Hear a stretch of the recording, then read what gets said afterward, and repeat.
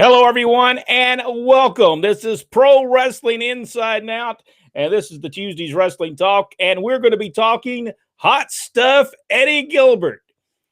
I was thinking today was the first time that I saw Eddie Gilbert, and I believe it's when he came to Georgia Championship Wrestling. And Rodney, I was trying to think this morning, did he come there with his father, Tommy, or did he come by himself? I believe he came by himself. I don't remember Tommy ever being there.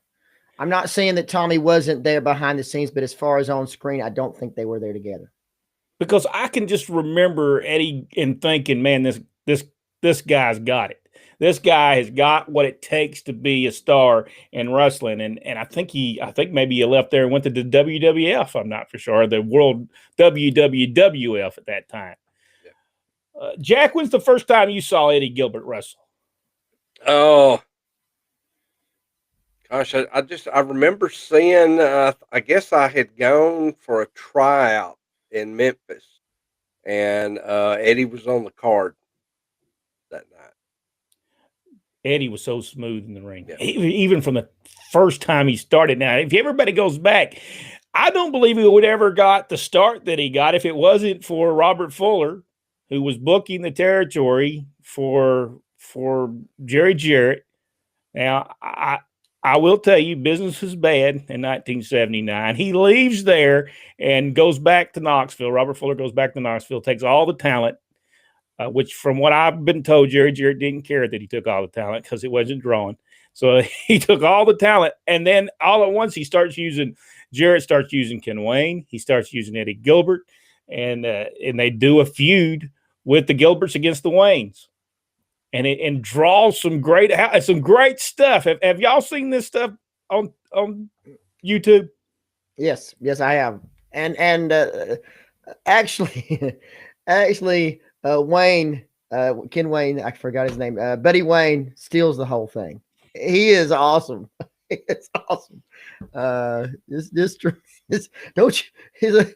Tommy's calling him fat boy. He said, "Don't you call me fat? Don't you call me fat?"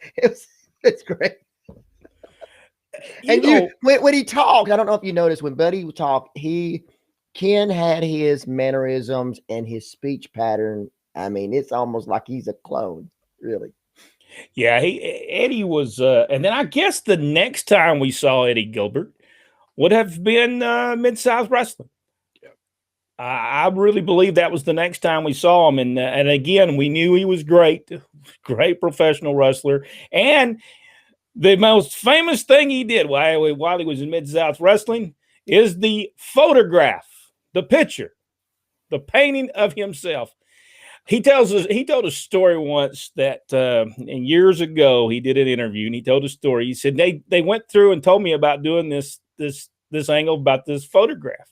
And he said, "Oh, I love it." He said, "What I didn't figure out, I was going to have to pay for the picture myself. That was part of my gift." He said this was about a $300 portrait that he got done of himself, and he had to pay for it himself, and then it got smashed over his head or whatever happened to it. I think the Bruise Brothers, wasn't that what happened to the Bruise Brothers? They stole it. At first, it was stolen. Eddie Gilbert put up some money. He said, "Anybody who returns it, I will give them the money." Well, the Bruise Brothers come out there with the picture. And then they said, "Yeah, we're here to give it back to you." And then they bested over his head. Good stuff. And they never did give him his $300 for that. So serious. That's wrong. I'm sorry. That's wrong. Jack, what is some of your what is the memory that stands out when you think of Eddie Gilbert?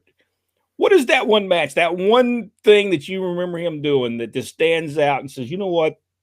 This is what Eddie Gilbert's all about"? Well, I loved when he was in Mid-South. That was where I really first caught, or I'd seen him live, met him, but I'd never really seen him at his peak like that.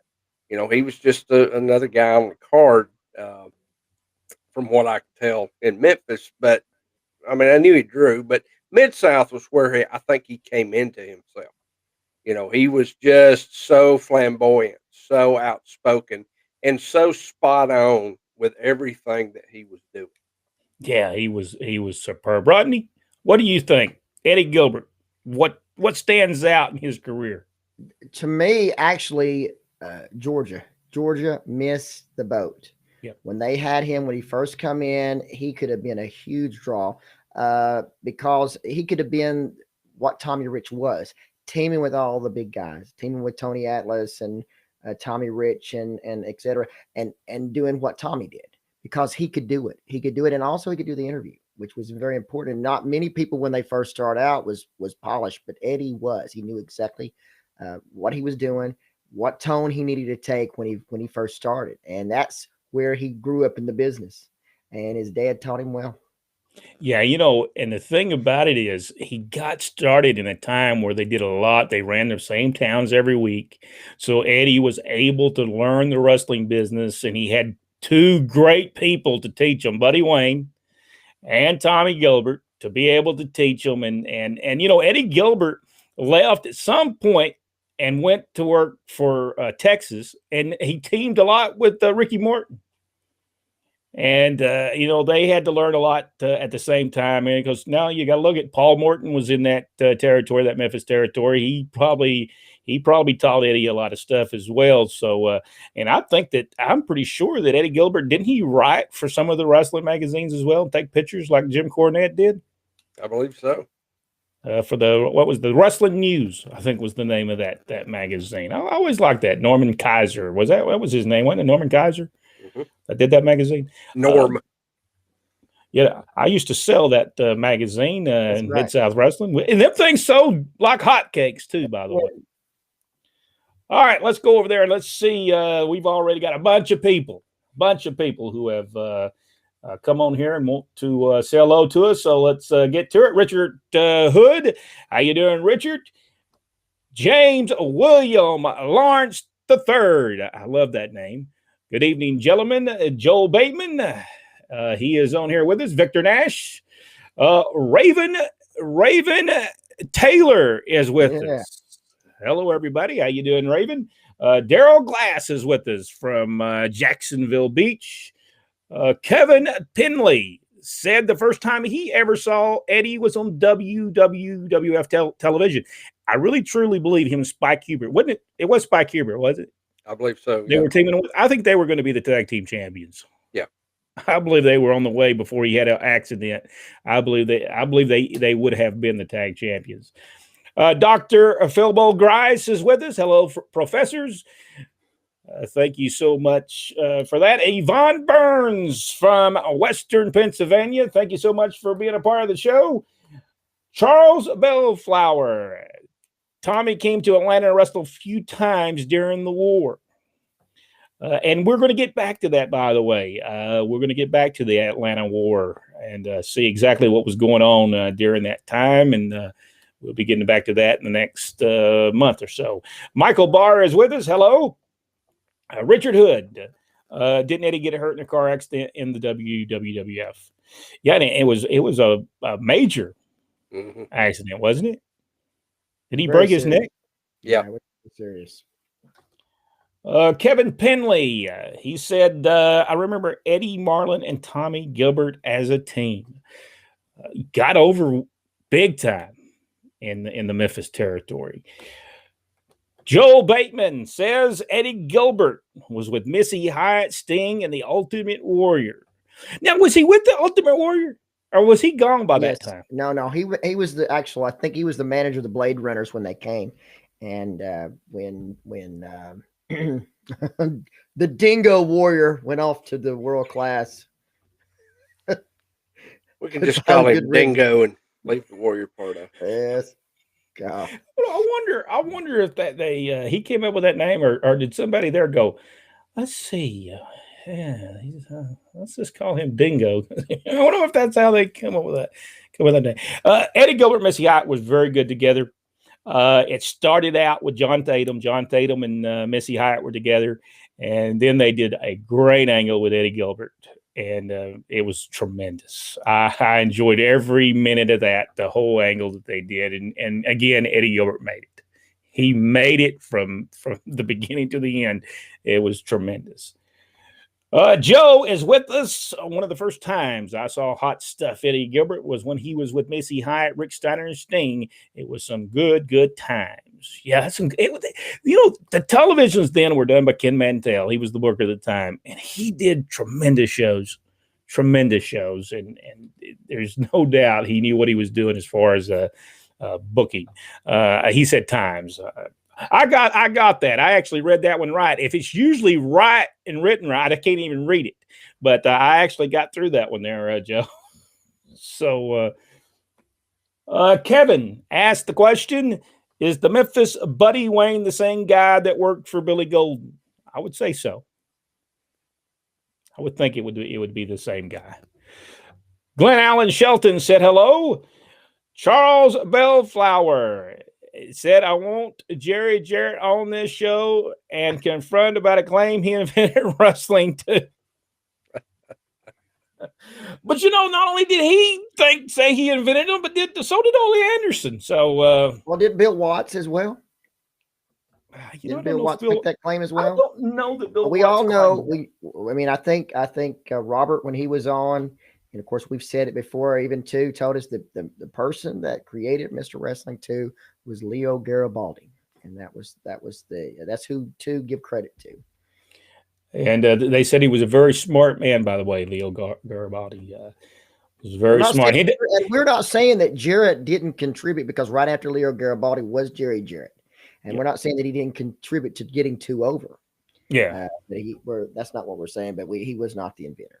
Yeah, because I believe it was. I believe Jerry Jarrett's the one that did the wrestling one. Wrestling 2. Jarrett brought a whole new aspect of wrestling to Georgia. He brought the Garvins. He brought Lawler. All came down there, and he changed it. It really did. Kevin said he came early because he couldn't afford any cigars from Jarrett. Victor Nash is with us. Eddie Gilbert had a masked man tonight, a contract to be a partner versus Flair and Wyndham. And to their surprise, it turned out to be Steamboat. Yes. Yeah, I remember that well. They did that twice with Ricky Steamboat, didn't they? Mm-hmm. Because they didn't he do the same thing with Dustin Rhodes at some point as well? He did. Against Arn Anderson and Larry Zbyszko? Yep. That's when he came out with the big dragon hood thing on. And that was a tremendous match. Yes. That was a great. Anytime Ricky Steamboat was in the ring is going to be great. Yep. All right, now Eddie was booking with Dutch Mantell in Puerto Rico. I think it's when he passed away, wasn't it? When he was in. So. All right, Norman Carr. How many towns did Fred Ward run? How many seats did his downtown arena seat? I don't, Jack. Do you know how many people that? Because we're talking about the TV studio, right? Yeah, the TV studio wasn't very big. I'd say maybe 100, 125, maybe. It was all bleachers on one side. Fred Ward ran Macon, Georgia on Tuesdays. Wednesdays he ran Columbus, Georgia. Thursdays he ran Albany, Georgia. Sometimes some spot shows around that area. So he ran 3 days a week. Jim Barnett actually his only towns was Augusta, Georgia, Atlanta, Carrollton, Rome, and Marietta. That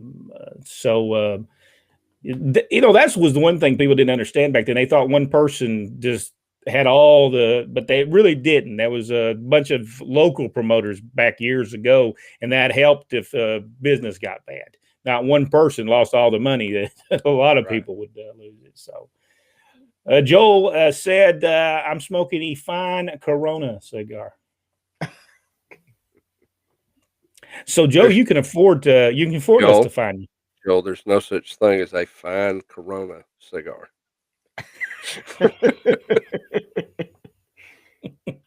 You'll be bragging about King Edward Imperials before it's over with. Did Eddie Gilbert ever feud with Terry Taylor? I'm not sure. Probably he wrestled him, but I doubt it that he feuded with him.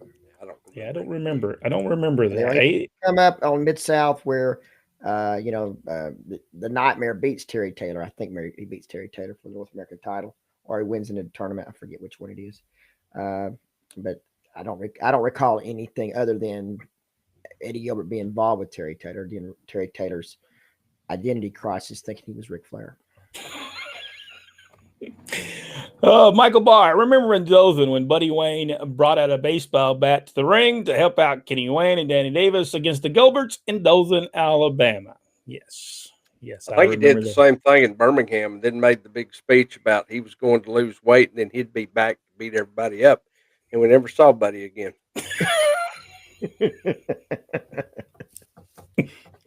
One of the greatest angles Continental ever did was the I Rock.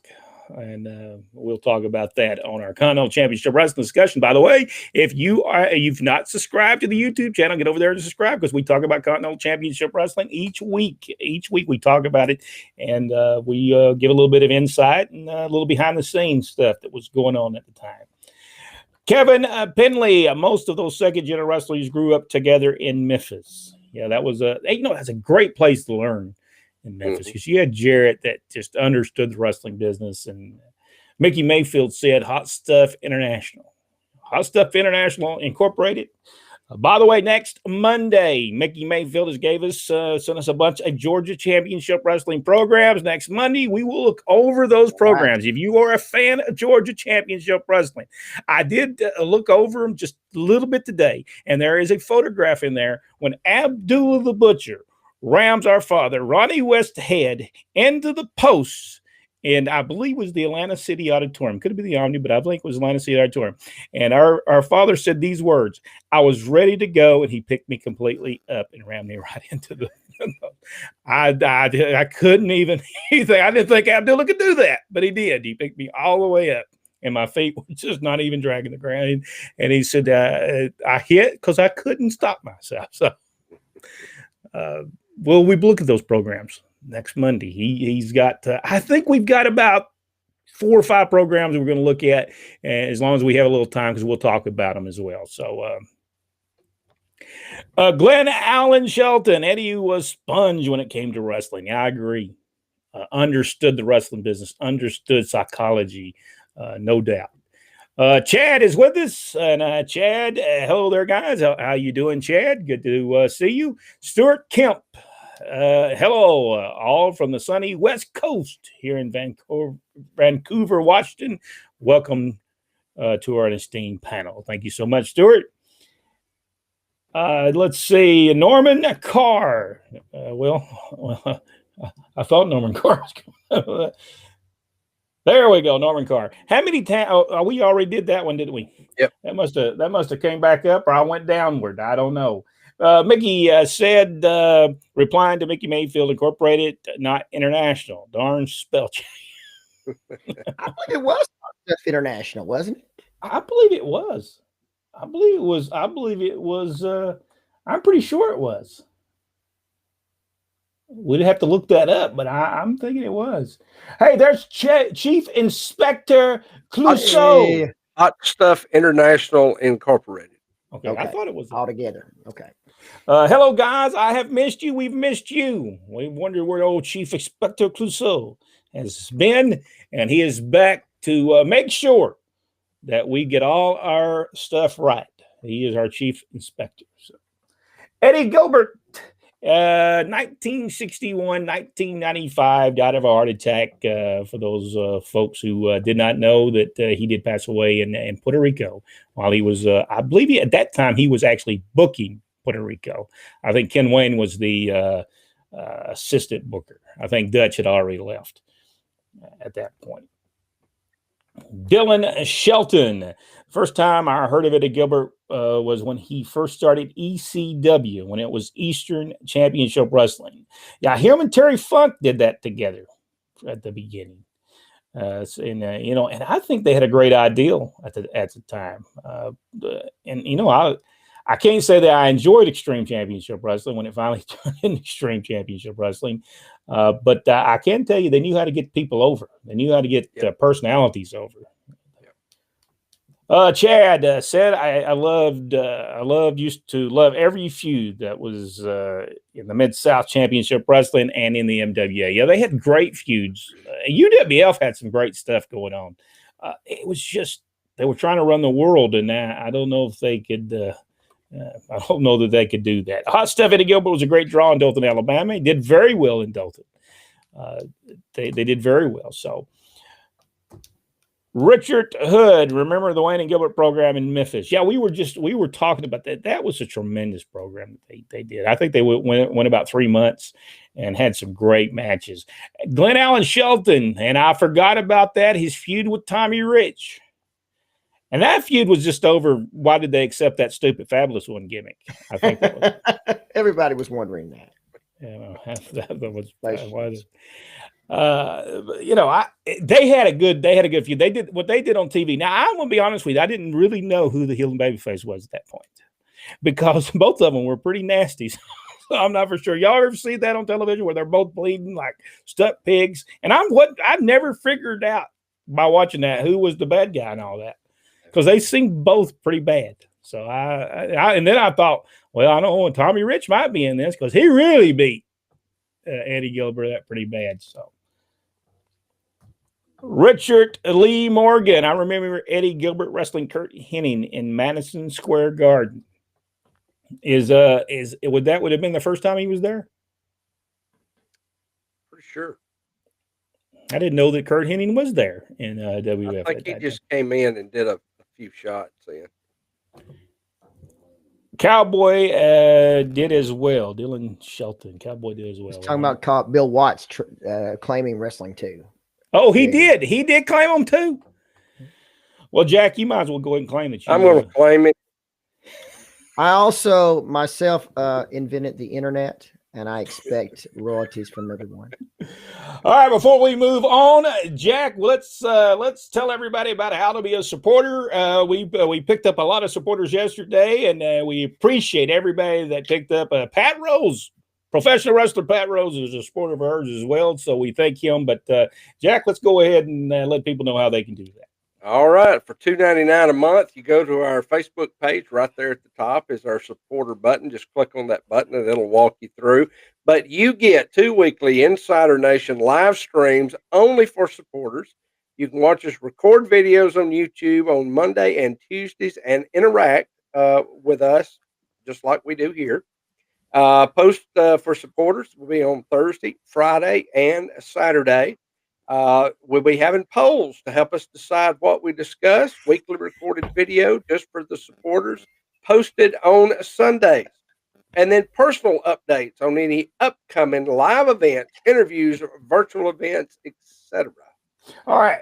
Talking about that, y'all talk amongst yourselves about Eddie Gilbert for a minute because we have something special. Now, if somebody's not watching it, somebody's not, you tell them to get on, give them a Facebook deal because we're fixing to tell you something that's going to happen very soon. But I've got to, y'all talk about yourselves because I forgot to download the thing, the little piece. But tell everybody, get on Facebook, message them, tell them to get on here because we have a special announcement where we're fixing to announce. But I'll let you talk a little bit about Eddie Gilbert, and then we'll come back to it. But I'm going to download this thing real quick. I think as far as Eddie's career, what you were talking about earlier with him and Tommy Rich really set it off. Once he turned and Jimmy Hart was the manager and he became Hot Stuff, I think that just made everything. I think all of his experience culminated in that time and made him a superstar, where he could basically go anywhere. What do you think, Jack? Oh, I agree. And I remember when Eddie was in WCW, and for the life of me, I can't remember who it was he was wrestling. But Eddie was a baby face, and it was probably one of the best wrestling matches. I would put it up in my top 5 I've ever seen. That's how much he impressed me. And he was so over there. And yet, ultimately, they wound up not really doing anything with Eddie. And I thought that was such a tremendous loss because they were more concentrating on Sting and Lex Luger. And here Eddie was best wrestler in the company at that time, I think. All right, Jack, are you ready to tell the people the big news? We are ready. Wrestle South debuts on Saturday, May 8th at the Arab Recreation Center. And Jack, I'll let you pick up from there. 761 North Main Street, Arab, Alabama. Advance tickets will be going on sale soon at the Rec Center. Plus, we got some sponsors that's going to be selling tickets for us. WrestleSouth.com. You can listen to, I believe it's 97.7. I believe it's ESPN Radio out of Huntsville is one of our big sponsors. They're going to be advertising a lot and working with us. Joe Huck hosts one of the, well, it is the most popular sports talk show on that station, and he's going to actually be doing the ring announcing for us. We're also going to be advertising and doing a sponsorship deal with WQSB, which is one of the biggest country music stations in North Alabama. So we have got a lot coming up. And if you guys are in the area, come out. If you're not in the area, I'm telling you, it's worth a drive. We've got some big stuff we're going to be coming up with that night. And we'll be releasing the card probably within the next week. But WrestleSouth.com, go hit it up. Go to our Facebook page. Give us a like. Give us a share. Help us grow. That's Wrestle South, Saturday, May 8th, Arab Recreation Center. Well, if I can turn that off. And with that, ladies and gentlemen, Brett also used his broadcast voice. I did. There we go. Hello, everyone, and welcome. Happen. Arab, Alabama coming up, Wrestle South. That's right. Thank you so much. Extraordinary night of action, and each one of them need to be there, part of it. I think I'll just start talking like this all the time. How y'all doing? And I am not going to say. I bet if there's overwhelming fan demand, we might see the West brothers there. We could just force them into this. Yeah, well, we'll see about that. Joe Hamlin, I can only imagine how much more Eddie could have done for the business. Would have loved to see him as world champion, U.S. champion. Breaks my heart. What a loss. I agree with you. Richard Hood, Eddie Graham was the first one to tell Johnny to go under a mask. He wrestled as the grappler in Florida. Yes, he did. Victor Nash, glad I changed my picture to my AEW shirt because Brent Jack has my other shirt. Yes, we both have our Pro Wrestling Inside Out shirts on. Rodney is the only one that didn't have his shirt.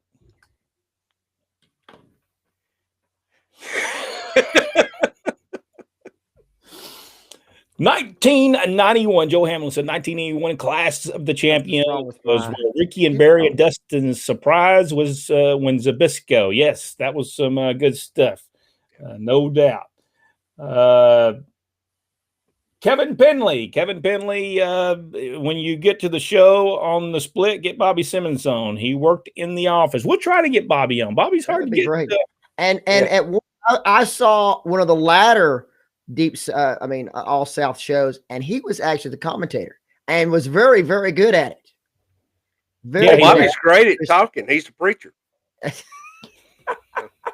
Joe also said, I missed something on Joe. Joe said he talked about 1981 Clash of Champions was where Ricky and Barry and Dustin surprised when Zbyszko attacked Barry and won the tag battles at Clash of Champions. November 1991. Okay. I want to make sure I got that in there. Yvonne Burns, was there ever a Best of Memphis tournament? I was reading the other day and came across something about this. I don't know. Was there? I don't remember that. Not to say it didn't happen. I just don't remember. We might have just forgot about it. So my entire tenure of Memphis wrestling was going up, having a tryout match, and then finding out what they paid per week, and I got my bag and I went back home. Let me tell you this real quick. Memphis show actually came on in Pensacola, Florida. I think it was on Channel 15. Up there, the Nightmares had just been unmasked. And then it wasn't, I don't know, a week later, 2 weeks later, Southeastern Championship Wrestling playing the same market. The Nightmares, same exact people. So Pensacola already knew who they were before it even started. I'm not sure what kind of ratings that show had, but we watched it every week. Yeah. That was before we called it the run-in show, wasn't it? Well, that was before it became the run-in show. Michael Barr, what size ring was used at WTV studios and how many fans would the studio hold? I believe that was a 16. I don't think it was a 14. I think it was a 16, wasn't it? Pretty much all the rings seemed were like standard. It was the 16 same back ring. then. We had that, and I believe it was a 16 because we had it set up here in our backyard for a while. Yes. And I believe you're right. And it probably held about, I would say, 125 on those bleachers because they could stand people back there in the kitchen too. While they were hitting the ring post. We had that wrestling ring. We had some backyard wrestling right here. We sure did. We had to move the ring because people kept stopping as me and Brent was fighting. Yeah, we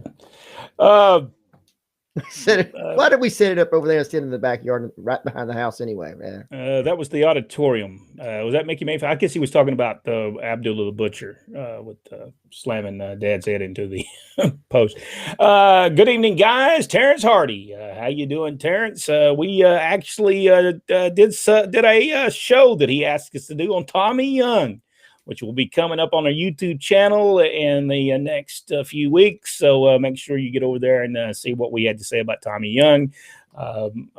Great referee, and we did a little bit of talking about him. Mark Dodd is with us. I remember the first time I saw Eddie Gilbert was against the Masked Superstar on WWF. I remember that match. Yep. I remember that match well. Mickey Mayfield asked, how did Brett Armstrong die? Jack, I'll let you answer that. He had a heart attack. Rick Brooks, I have the program with that pick of Buzz that's behind Brent and a lot of others as well. Yes, that was on which side? Other side. Oh, right here. Yes, that was the actual photograph that was used. That's an actual photograph. That's not from the program. That was the actual photograph that was used for the program. Let's see. Terry Funk, massive respect. Yes.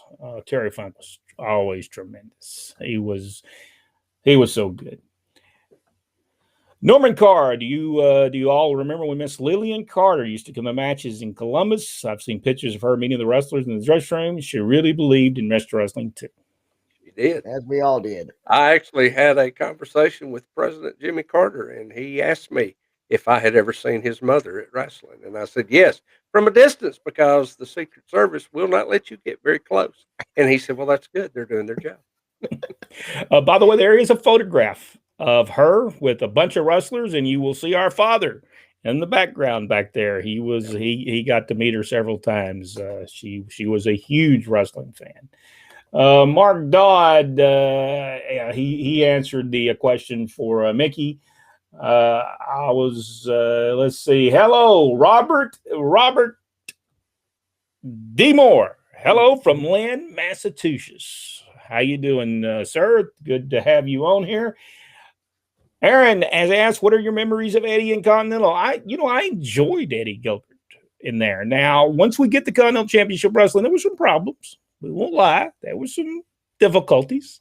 But it was never over his booking. It was never over that stuff. But I thought he did a tremendous job. He got people over. He had Shane Douglas over. He had Humongous over. And he knew how to get people over. But we'll get into those circumstances that happened. It was never about his booking, never about his working.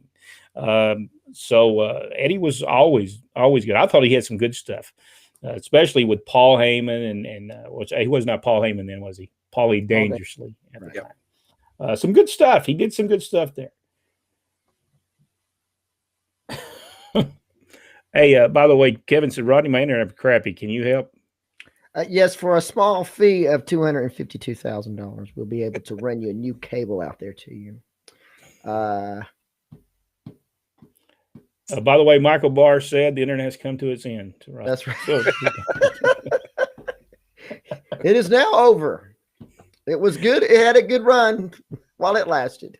Dylan said, I love some of the matches that Eddie had with Ric Flair, and I loved Eddie in WCW too. Yeah, they just missed the boat with Eddie Gilbert there. I don't know. It's sad. Dylan said he was great in Memphis, especially when he ran Jerry Lawler over with his car. Yes, I remember seeing that. That was awesome. Yes. Let's see. Risbo Turbine. Risbo Turbine. Hey, that's another great. I need to write that down. That'd be a great wrestling name. Yeah, I like that. Risbo Not Turbine. for me, but be great for somebody. Anyone knows why Bad Attitude, the team of Bobby and Steve Kern was a flop for early 90s? I don't remember that. I don't remember that either. If I'm not mistaken, that's the one where Steve Kern was out there with that jacket, the sequin jacket, tuxedo jacket, and he was looking for a partner, and it became Bobby Eaton. I think that's what he's talking about. And the reason it didn't get over is because Steve Kern was involved. Send all cards and letters directly to Rodney West. When they say bad attitude, they mean it. Charles, $2.99 is an introductory price. Could somebody read that, please? $2.99 is an introductory price. Sign up now before the price of Jack's cigars go up, and they are going up. Thank you. I couldn't get that out. Mark Dodd. Eddie Gilbert was a good face, but an absolutely great heel. Yes, I always thought he was a better heel than you. Now, I always thought that Eddie needed to send some royalty fees to Jerry Lawler. He did do that. That was his idol, and he learned very well not to be out there hollering and screaming like everybody else. He talked, and he was very good at it. Michael Barr said, "Congratulations, Russell South. Way to go. Make sure you go when the tickets go on sale. You get over there and get your tickets. It'll be worth the drive, Michael. Yeah, not too far from Dothan, Alabama there, Michael. Eric Doak, I believe is how you say his name. If Eddie would have stayed with ECW, and with what we all know about ECW, what matches or feuds would we have seen from Eddie Gilbert? I think Shane Douglas would have definitely been one of them. Yeah, and I think that would have been great matches.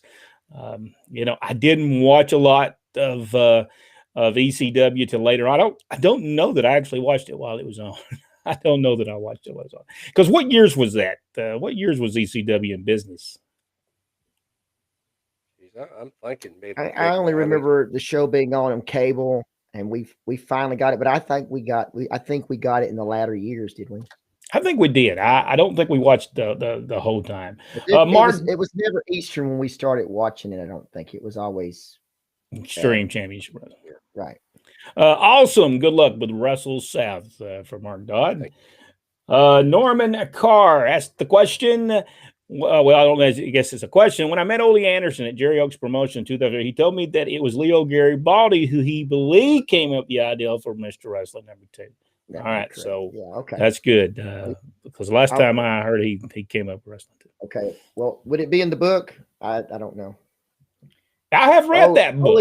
Ole's got too many words in it, not enough pictures. I need more pictures. Hey, by the way, our father read that book, Ole Anderson's book.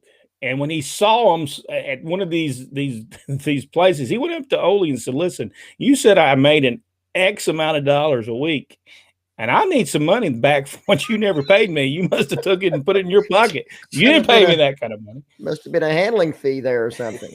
Because he never got that kind of money. On a related note, Ole's got a Facebook page under his real name, and I had written something like a year or so ago about Ole in some response to somebody's question, and he must have liked it because he gave me the little like the other day. So, wow, I guess he's feeling better. He must be. Daryl Glass, good luck with the new adventure. Travis Downing, the creation of Hot Stuff and Hyatt International. Yes, that was some great stuff. Now, Michael Barr, okay, Rodney, you're fine for being out of uniform. Once again, headphones is messed up. I can't hear anything or see. Oh, that's right, Victor. By the way, I meant to tell you that, Jack. He ordered the bomber shirt last night. Hit me up, Victor. Give me your address. I'll send you a picture. He's going to send you a picture there, Victor. Thank you so much for purchasing and while we're talking about it, we might as well go ahead and do that plug and go ahead and plug our shirts so Pro Wrestling Tees don't think that we just have space up there. We never talk about the shirts. ProWrestlingTees.com. Head on over there. Just type in Pro Wrestling Inside and Out, and it'll take you up. We got 3 choices. If y'all will buy a bunch of shirts, we'll actually get another choice put up there before too long. You can get the Bomber Jack Lord shirt, the Pro Wrestling Inside and Out, and you can get the Insider Nation. The Insider Nation T-shirt now, the drawing there, I thought was pretty good. My 16-year-old daughter done that illustration for us. So head on over there. Quality's great. Prices are reasonable, and it'll help us out. All right, I'm gonna tell you, my button finger just ain't working anymore. I don't know why this thing doesn't work. For driving too much. Maybe that's Glenn Allen Shelton said 16 by 16 in studio. All right, I think I went down when I did that. I lost where we were at. So let me go back. Mickey Mayfield. Let's say when I lived in Savannah at 8, the weekly show from Memphis played on one channel, and 11 other episode came on. The second show was from the week before, so you saw what was happening before the build. They had a Louisville show. They started doing a lot of stuff, and especially in 1979. Louisville wasn't drawing, so they did a lot of stuff, and they would place it into that show so Louisville would do better. And back then, that's what they did in the territories when stuff wasn't drawing. James Mason saw the UWF angle where the Russians and Eddie draped the Russian flag on Watts. Crowd was wild.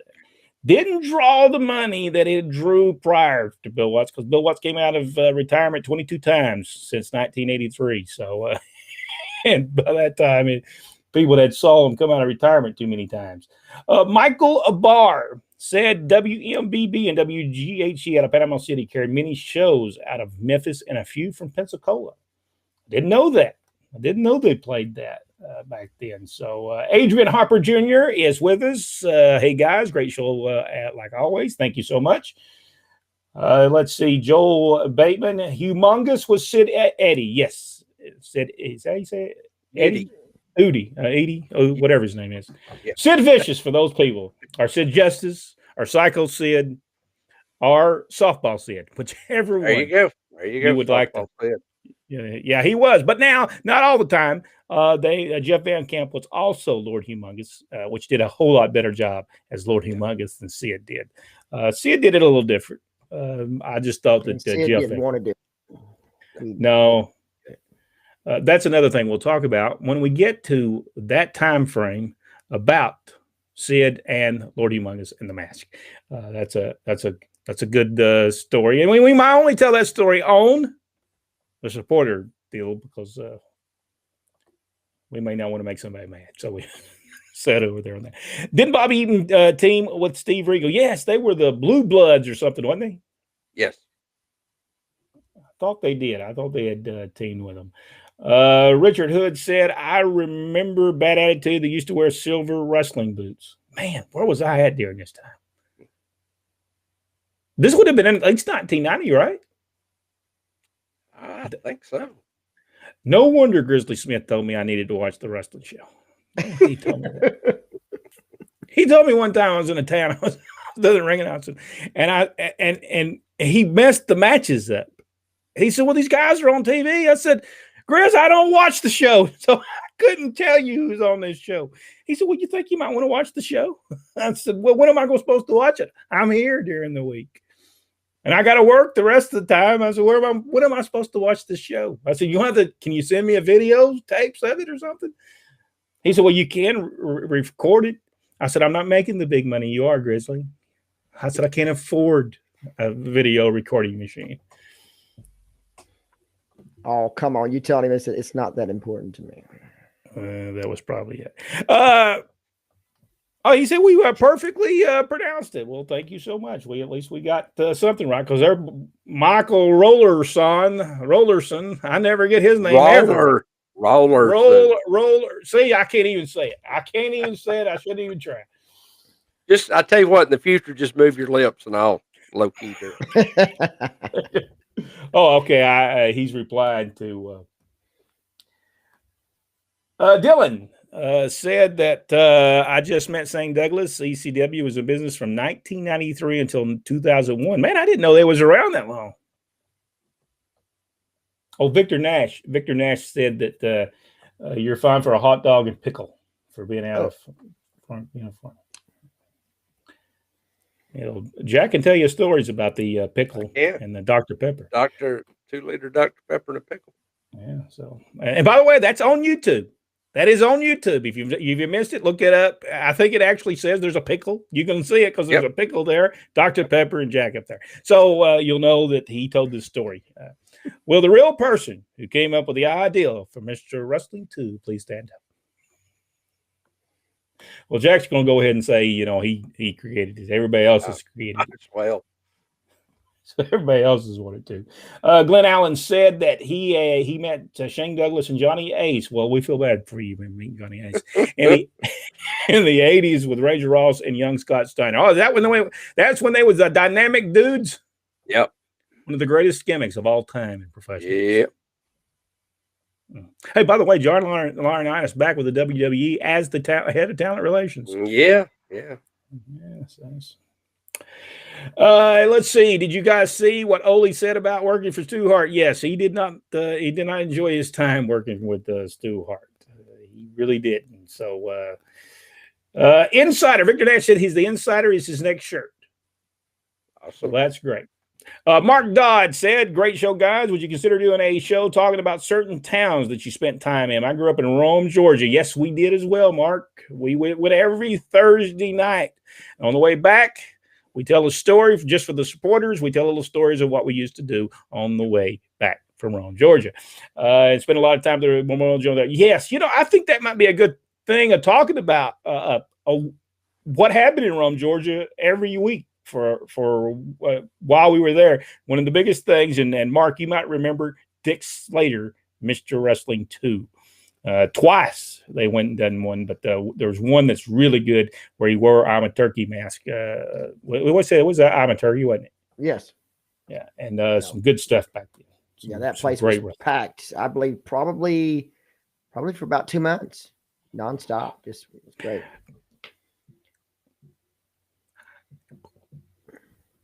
Michael Rawlerson. See, Michael, I can get your name right. I thought I was going to have to send You got to give me the office so I'll know that that's coming up. I can't see that. I don't have a pencil with me, so I can't. Rizbo Turbine said Angelo Poffo, Randy Atlanti's father, was a great heel back in the 50s. Go check his matches on YouTube. Great neck breaker finishes way before Rick Rude. Michael Barr said, great show. Thank you so much. Glenn Allen said 2000.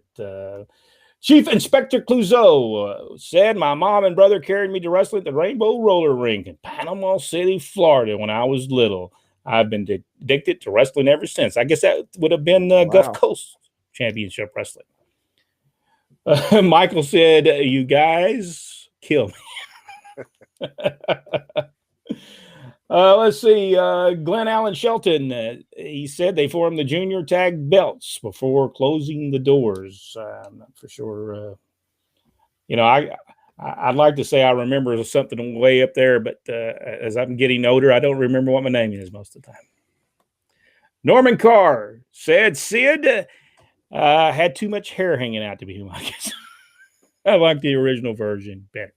Yeah, I never liked it at all. Here's an idea for a shirt: a mask one size superstar, other wrestling 2. What you think? Yeah, that would be very good. Now we have to get. I made one of those and wore it last year. That would be a great shirt. So hopefully we can get with Robert and get with Bill Eadie and see if we can make that happen. And then we're going to do one more, and then we're going to have to get off here. By 1999, ECW was the TNN version. The heyday was 1993 with ECW 1998. What would be neat is talking about when promotions started to when they ended. It was just the WF raids taking the talent, or if it was something else, maybe supporters only. Yeah, I think we can talk about that. I think there's a lot to talk about, and we're going to talk a little bit about independent wrestling tonight on the Supporter Channel. And I watched a couple of independent wrestling today, and we'll be talking about that. And that's all I can say. All right, guys. Daniel Lang, I want to get with Daniel Lang in. I don't think we heard from him yet. He said Angelo Poffo and Chris Markov, the Devil's Duo. Yeah, by the way, there's a post. We posted a picture of those two guys, and they were managed by somebody. Was it Bobby Heenan? I believe it might have been. I'm not for sure. But we did do a photograph. All right, guys. Is there anything we need to talk about before we leave? I also wanted to say that I just found out today that Barry Orton passed away. That was very sad. I did not realize he had passed away. What did he? How old was he? Do you know, Jack? 62. I think it's the same age as me. Wow, I did not know that. And also Captain Ed George, who had a short career, but is the oldest son of Ed Farhat, the Sheik. He passed away also. He was in his 70s, wasn't he? I believe so. 71, I believe. Barry Orton, always a great wrestler. Knew what he was doing, and just never got that break that he really deserved in the wrestling business. All right, folks, thank you so much. We'll see you next week, and we will be talking Monday. Monday, we are going to be talking and looking over Georgia Championship Wrestling. If you were a fan of Georgia Championship Wrestling on TBS, WTCG, we're going to be talking about that. We've got programs. Mickey Mayfield sent us a bunch of them, took a lot of pictures, and we're gonna look at those. And then Tuesday, we don't know what we're gonna do yet. We don't know what we're gonna do yet on Tuesday. But if you are a supporter, we're going over there right now. We're going to talk World Championship Wrestling, November 30th, 1985, and we're going to talk about modern day wrestling, independent shows, and what independent shows were back in the territory days. Don't forget Russell South. What was that date again, Jack? May the 8th, Saturday, May the 8th.